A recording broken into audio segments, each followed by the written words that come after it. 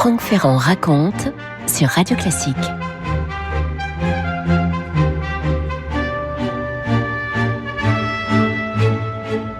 Tokyo, dans un Japon meurtri, le dimanche 25 juin 1950. Je dis bien 1950. Le général américain Douglas MacArthur a 70 ans à cette époque. Il est à la tête des armées d'occupation du Japon après avoir gagné la guerre dans le Pacifique et obtenu 5 ans plus tôt la reddition nippone. Il est 4h30 du matin ce dimanche 25 juin. Le téléphone sonne, MacArthur se réveille en sursaut et donc décroche et au bout du fil, l'officier de permanence du grand quartier qui lui dit « Mon général, nous venons de recevoir une dépêche de Séoul. Des troupes nord-coréennes ont attaqué en force et franchi le 38e parallèle ce matin à 4 heures. » Le 38e parallèle, vous savez, c'est cette ligne qui coupe en deux la Corée. Péninsule montagneuse. Au nord du 38e parallèle, vous avez le régime communiste qui est dirigé par Kim Il-sung et qui est soutenu par l'Union soviétique de Staline et par la toute jeune République populaire de Chine, la République populaire de Chine de Mao. Et puis au sud de ce 38e parallèle, un régime dirigé par le nationaliste Syngman Rhee, qui est soutenu bien sûr par ce qu'on appelle à l'époque le monde libre, c'est-à-dire par les États-Unis de Truman essentiellement. C'est Kim Il-sung qui a décidé cette attaque à travers le parallèle, avec l'approbation bien sûr de Staline et celle de Mao. Au téléphone, MacArthur comprend tout de suite. Les rouges, comme il dit, c'est comme ça qu'il appelle les communistes, lui, les rouges sont en train d'envahir la Corée du Sud. Le grand chef militaire a l'impression de revivre Pearl Harbor tant est soudaine la nouvelle, inattendue, quoique. Dans ses mémoires publiés cette année chez Nouveau Monde Éditions, il présente les choses sans aucune nuance, MacArthur. Cette attaque est un premier défi de l'impérialisme communiste au monde libre, dit-il. Pour tout vous dire, côté occidental, personne n'a rien vu venir, pas même la CIA. Cependant, le président Truman est bien décidé à bloquer l'expansion communiste. Il va rester fidèle à sa doctrine du containment. Au Conseil de sécurité de l'ONU, Truman obtient immédiatement le vote d'une résolution qui va condamner l'agression nord-coréenne et qui va autoriser, ce Conseil de sécurité des Nations Unies, autoriser une contre-offensive. Pour que vous compreniez ce qui s'est passé, il faut quand même vous dire qu'à l'époque, l'Union soviétique est en train de boycotter l'ONU. C'est ce qu'on appelle la politique du siège vide. Donc, évidemment, personne ne s'est opposé directement à la résolution. Tout naturellement, c'est aux États-Unis que l'ONU confie la constitution d'une force d'intervention. Cette force, qui va la commander? Évidemment, MacArthur. Pour la première fois, les États-Unis, donc sous l'égide de l'ONU, vous l'aurez compris, entrent en guerre contre une armée communiste soutenue par l'Union soviétique. Franck Ferrand sur Radio Classique. 4 jours après cette attaque, après ce franchissement du 38e parallèle, MacArthur est déjà à pied d'œuvre en Corée. Il faut l'imaginer sur une colline qui domine Séoul. Voilà ce qu'il nous dit. C'est très intéressant d'avoir son propre avis sur la question grâce à la publication de ses mémoires. MacArthur nous dit « Séoul était aux mains de l'ennemi.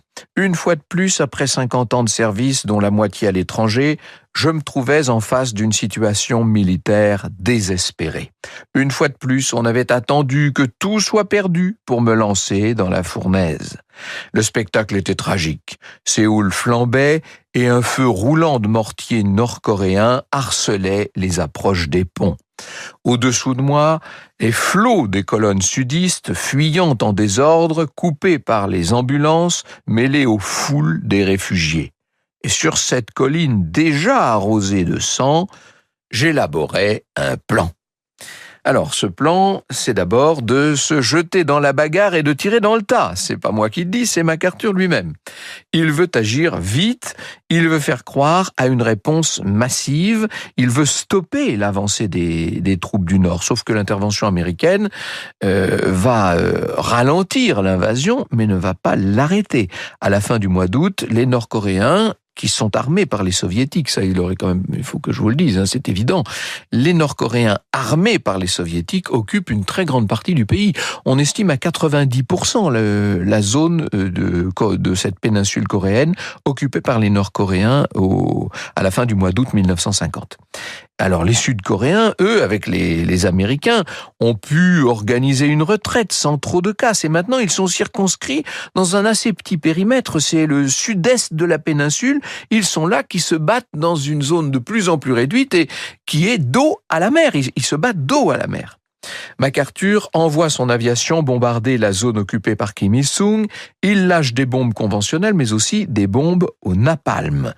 L'historien Bruce Cummings, dans Le Monde diplomatique de décembre 2004, racontait, je le cite, « Le 16 août, 5 formations de B-29 frappèrent une zone rectangulaire près du front qui comptait un grand nombre de villes et de villages et créèrent un océan de feu en larguant des centaines de tonnes de napalm. Un ordre semblable fut émis le 20 août et le 26 août, on trouve dans les archives la simple mention « 11 villages incendiés ». À Washington, on pense que la guerre est perdue. On pense ça partout. Les chancelleries européennes en sont convaincues de leur côté. Seulement, MacArthur est là, qui prépare sa contre-offensive. Il veut lancer un débarquement au beau milieu du pays, donc vers le 38e parallèle. Il veut prendre en tenaille l'armée communiste dans le sud de la péninsule. Le 23 août, à Tokyo, où il est de retour, il réunit une conférence militaire.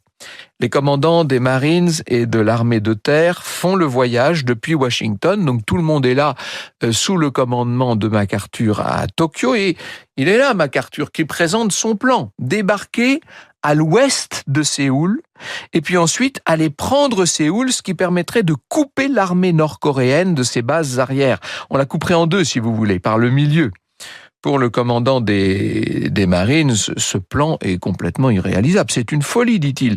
Ça impliquerait de passer par un chenal dangereux, qu'on appelle le chenal du poisson volant, dont les courants sont très puissants. Ensuite, les navires risquent d'aller s'envaser à cause des marées qui sont trop fortes. Et puis, ils vont faire, ces navires, des cibles parfaites pour les Nord-Coréens.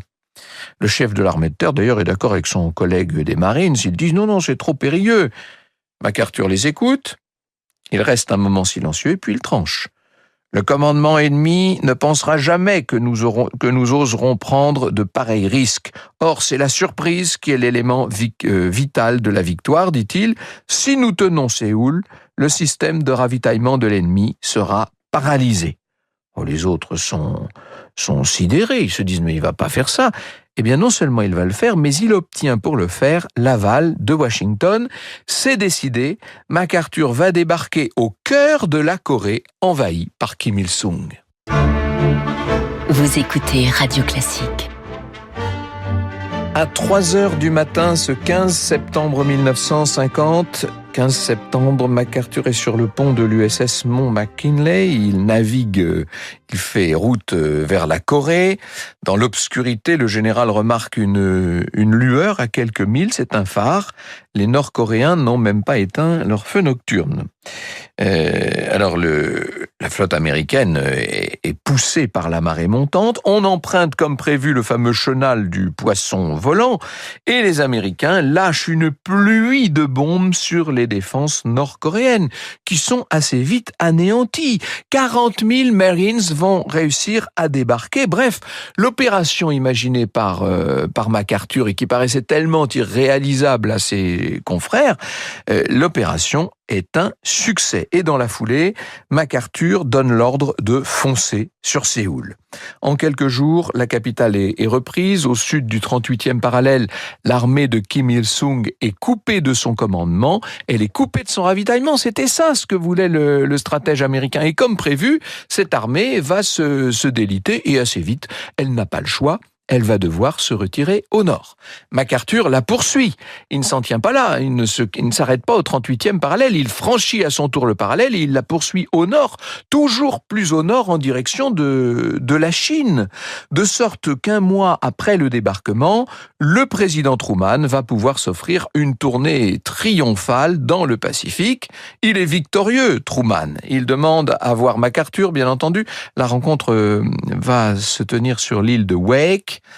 Alors, il faut imaginer ces deux hommes que tout oppose. C'est assez étonnant, d'ailleurs, de les voir. Le petit monsieur qui a l'air d'un petit civil comme ça à lunettes, le président Truman, et puis cette espèce de colosse MacArthur, toujours habillé, toujours étoilé, si je puis dire. Les deux hommes se jaugent. MacArthur allume sa célèbre pipe de maïs, et derrière, vous savez, c'est des pipes qui sont taillées dans un épi de maïs. C'est très américain, ça. Et derrière les volutes de fumée, il observe le président Truman. Il écrira dans ses mémoires: en ce qui concernait l'Extrême-Orient, Truman connaissait seulement peu de choses. Pierre Anquetin a préparé l'émission de ce matin et il nous le dit, la rencontre se poursuit par une réunion avec d'autres stratèges sur les questions militaires en Asie. À la fin, un officier demande: la Chine ne risque-t-elle pas d'intervenir en Corée? Et tout le monde assure que non. MacArthur lui-même n'y croit pas. Les officiers, dans ces conditions, se séparent satisfaits. Le président peut repartir, il reprend son avion. Quant à MacArthur, il repart à la tête de son offensive contre la Corée du Nord. Le 20 octobre, Pyongyang, cette fois on parle de la capitale de la Corée du Nord, Pyongyang tombe. 20 octobre 1950. Seulement voilà, dès le lendemain, 21 octobre, les forces de l'ONU vont rencontrer une résistance nouvelle puisqu'elles se trouvent nez à nez avec 3 divisions de l'armée populaire de Chine. Ah, là, c'est un changement de dimension dans ce conflit coréen. C'est un peu la stupéfaction, il faut bien le dire. La Chine, que l'on croyait un peu sur la réserve dans cette affaire, la Chine populaire vient d'entrer dans le conflit. Le 27 novembre, ce ne sont plus 3 divisions, mais 7 armées chinoises qui se lancent dans la bataille. Et là, MacArthur n'a pas le choix, il est bien obligé de sonner la retraite. C'est la 2e fois. Les forces de l'ONU reculent sous le 38e parallèle, puis encore un peu plus bas, et puis encore un peu plus bas. Elles passent sous le 30e parallèle et elles abandonnent Séoul. Et en se retirant, MacArthur va pratiquer une politique assez terrible. Vous savez ce qu'on appelle la politique de la terre brûlée. Systématiquement, il fait bombarder tout le nord, les équipements militaires, les usines, mais pas seulement. En décembre, en janvier, il va jusqu'à incendier Pyongyang au napalm. Et d'ailleurs, il va faire subir le même sort à la plupart des villes du nord. Au total, ce sont des centaines de milliers de civils qui vont être ainsi massacrés, c'est des centaines de milliers de victimes civiles. Un attaché militaire britannique décrira le nord-ouest de la Corée comme une étendue déserte de terre brûlée. Et il n'y a pas que le nord qui soit touché, le sud l'est aussi. George Barrett, qui est le reporter du New York Times à l'époque, nous raconte le 8 février 1951 une scène dans un village à Anyang, on est donc là en Corée du Sud. Les habitants de tout le village et des champs environnants furent tués, raconte le reporter américain. Ils conservèrent exactement l'attitude qu'ils avaient lorsqu'ils furent frappés par le napalm. Un homme s'apprêtait à monter sur sa bicyclette. Une 50aine d'enfants jouaient dans un orphelinat. Une mère de famille étrangement intacte tenait dans la main la page d'un catalogue. Ça fait penser à ce qui s'était passé à Pompéi, vous savez, sauf que là, ça n'est pas un volcan. Là, ce sont des attaques humaines. Alors, est-ce que tout ça va quand même restreindre MacArthur? Est-ce que ça va freiner MacArthur, me pensez-vous? Lui est persuadé qu'il peut encore gagner la guerre à condition de bombarder la Chine. Ah oui, il ne recule devant rien. Inutile de vous dire qu'à Washington, on n'est pas du même avis. Truman refuse d'attaquer la Chine sur son sol. Il demande à MacArthur de tenir une résistance prolongée. Bon, le général s'exécute, ses troupes parviennent à remonter jusqu'au 38e parallèle et à la fin du mois de mars, voilà ce qu'écrit MacArthur. Tout va bien au front, les lignes d'approvisionnement de l'ennemi subissent une terrible punition sous l'implacable bombardement aérien et naval de nos forces. La Corée du Sud est maintenant pratiquement débarrassée des forces ennemies. La vérité, c'est que si MacArthur obéit au président des États-Unis, il n'a quand même pas le choix, au fond, il n'en pense pas moins. il adresse encore plusieurs propositions à Truman et des propositions qui ont plutôt tendance à inquiéter les salons feutrés de la Maison-Blanche. Par exemple, voilà ce que propose MacArthur. Couper définitivement la Corée de la Chine en établissant un champ de déchets atomiques en travers de toutes les lignes de communication. Vous voyez un peu où on en est. Dans un autre courrier, il préconise carrément l'emploi de 26 bombes atomiques. Il réclame en plus d'avoir le libre usage de ces bombes sans restriction. Vous imaginez bien que Truman ne peut pas confier la bombe à MacArthur. Or, MacArthur va encore plus loin. Il écrit à un représentant du Congrès qui lui demandait son opinion. Il semble que certaines personnes, voyez qui il vise, que certaines personnes aient beaucoup de peine à comprendre que c'est ici, en Asie, que les conspirateurs communistes ont choisi de lancer leur épreuve de force pour la conquête du monde. La lettre est publiée à un moment où Truman essayait justement d'ouvrir des pourparlers avec Moscou et Pékin. Ça ne tombe pas très bien. Bref, l'impétueux MacArthur devient gênant, et même très gênant pour la diplomatie américaine. Et le 11 avril 1951, à 1h du matin, heure américaine, Truman convoque une conférence de presse. Il annonce que le général MacArthur est relevé de son commandement en Extrême-Orient et en Corée. Il le remercie évidemment pour, je cite, les services exceptionnellement distingués qu'il a rendus à son pays dans des postes de grande responsabilité. Bref, blablabla. La réalité, c'est que MacArthur est débarqué. La guerre, elle, continue. Franck Ferrand sur Radio Classique. Le problème avec ce limogeage de MacArthur, c'est que le principal intéressé pour l'instant n'est pas au courant. Ce matin-là, à Tokyo, il est en train de finir son déjeuner à l'ambassade des États-Unis. Sa femme reçoit un coup de téléphone. C'est un aide de camp qui a entendu la nouvelle à la radio. Il écoutait de la musique, flash, il entend ça. Donc il prévient Madame MacArthur qui s'en va retrouver son mari. C'est elle qui va donc annoncer au grand patron des armées d'Extrême-Orient, les armées américaines, lui annoncer son éviction. Le vieux général ne perd pas son sang-froid. « Janine, dit-il, nous rentrons enfin chez nous. » En réalité, le grand chef est vexé comme un pou. Il écrit « Il n'y a pas de femme de ménage ou de servante qui ait jamais été renvoyée avec plus de mépris des formes élémentaires de politesse que je ne l'ai été. » La raison invoquée par Truman, c'est un doute sur les capacités de MacArthur à soutenir le gouvernement. Vous avez bien compris quelles sont les raisons réelles. Or, de retour aux États-Unis, MacArthur va être accueilli en héros. J'eus l'impression, dira-t-il, que le pays tout entier voulut me serrer sur son cœur. Je fus acclamé par des gens de toute origine, sans doute parce que la façon assez ignoble dont je venais d'être traité m'avait rendu plus populaire que mes 52 ans de service et de campagne. Il est remplacé à la tête des forces de l'ONU par le général Ridgway, qui est nettement moins va-t-en-guerre, et Truman, bien sûr, a décidé qu'on n'emploierait plus l'arme atomique. Ridgway mène de violentes offensives, il parvient à reprendre Séoul, à repousser les troupes sino-coréennes au nord du 38e parallèle. La situation va se figer dans ce qu'il faut bien appeler une guerre de position, avec des batailles qui, entre parenthèses, demeurent très sanglantes. Et en juillet 51, on commence des pourparlers qui n'aboutiront qu'après la mort de Staline. L'armistice n'est signé que le 27 juillet 1953. La ligne de démarcation qui est entérinée est extrêmement proche de celle qui existait avant le conflit. Franck Ferrand sur Radio Classique. Au total, 700 000 tonnes de bombes, je dis bien 700 000 tonnes, et 30 000 tonnes de napalm ont été déversées sur cette pauvre Corée. Le général Curtis LeMay, qui commandait le Strategic Air Command, le reconnaîtra plus tard.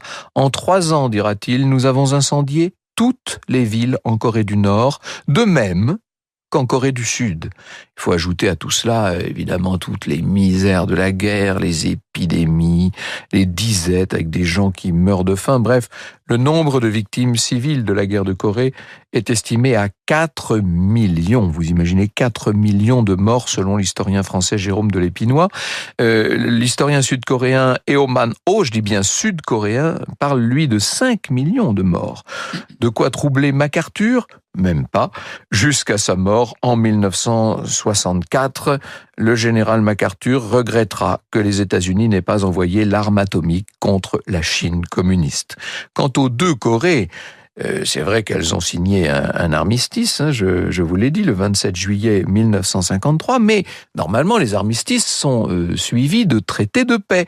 Eh bien le traité de paix, en l'occurrence, il n'a jamais été signé, ce qui signifie, vous le savez sans doute, qu'aujourd'hui encore, en principe, les deux Corées sont toujours en guerre. Vous écoutez Radio Classique.